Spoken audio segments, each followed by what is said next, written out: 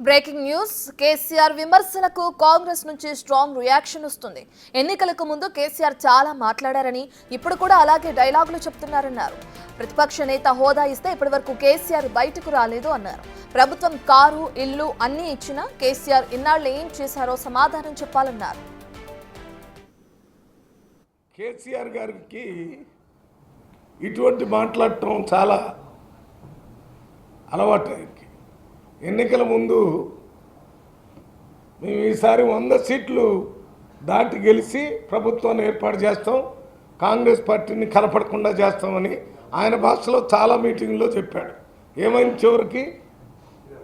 అదే అయింది. ఇది కూడా సంవత్సరం నుంచి ఒక ప్రతిపక్ష నాయకుడు అసెంబ్లీలోకి రాకుండా ప్రెస్ మీడియాలో పెట్టి అనుచితంగా ప్రభుత్వం మీద మాట్లాడటం తప్ప ఎందుకు రాలేదో ప్రజలకు ముందు సమాధానం చెప్పండి.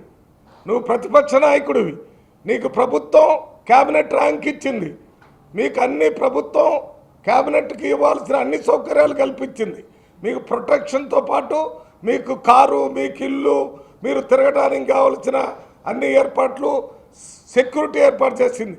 ఎందుకు తిరగలేదు? 1 ఇయర్ నుంచి తిరగనందుకే వచ్చి ప్రజలకు ముందు సమాధానం చెప్పండి. నేను ఒకటే చెప్తున్నాను, ప్రజాస్వామ్యంలో వారికి పూర్తిగా తిరిగే స్వేచ్ఛే కాకుండా ప్రభుత్వమే ప్రతిపక్ష నాయకుడికి ఇవ్వాల్సిన క్యాబినెట్ ర్యాంక్ ఇచ్చి అన్ని సౌకర్యాలు కల్పిస్తున్నాం. నువ్వు రాకుండా అక్కడ కూర్చొని కుంభకర్ణులాగా నిద్రపోయి లేచి నేను చంపేస్తాను, వాడిని చంపేస్తాను, కుంభకర్ణుడు ఎట్ట చంపిండో ఈయన కూడా అదే చంపుతాడు. 1 ఇయర్లో రికార్డు స్థాయిలో ప్రజలకి సంబంధించి ఏ ప్రభుత్వం, ముఖ్యంగా కేసీఆర్ ప్రభుత్వం 10 సంవత్సరాల్లో 2 గదులు ఇళ్ళు ఇస్తారని చేయని దాన్ని 1 సంవత్సరంలోనే మొన్ననే మేము గ్రామంలో మీటింగ్ పెట్టి ఇండ్లు ఇవ్వటానికి 5 లక్షల రూపాయలతో ఇందిరమ్మ ఇల్లు కట్టించడానికి అన్ని చర్యలు తీసుకుంటున్నాం. రేషన్ కార్డులు మీరు ఇవ్వలేదు 10 సంవత్సరాల్లో, మేము ఇస్తున్నాం.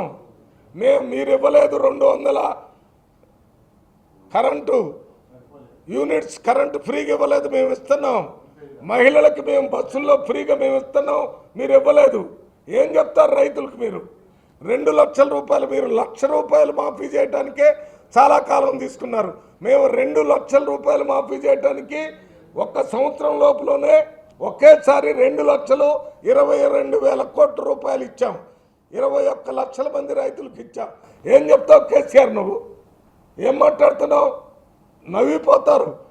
కళ్ళాల దగ్గర, దేవుళ్ళ దగ్గరకు వచ్చినప్పుడు పిట్టల ధరలు వచ్చి మీకు అన్నం పెట్టాలా, నేను చేపలు చెరువు కింద మంట పెట్టాను, చేపల కూర పెడతాను, అది పెట్టాను, ఇది పెడతానని చెప్పినట్టుంది.